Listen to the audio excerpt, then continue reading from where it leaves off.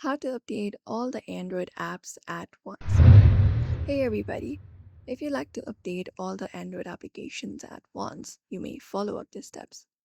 So open up the Google Play Store application on your Android device first.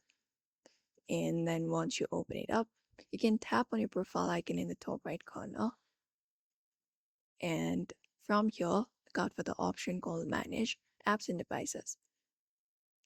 After you find it up, you will be finding an option called Updates. So tap on Updates Available.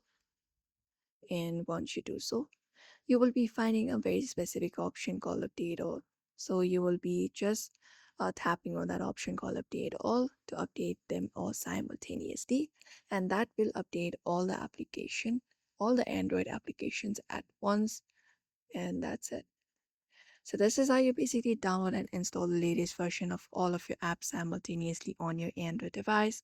So I hope this video was helpful. Give it a thumbs up and subscribe for more tips and tutorials.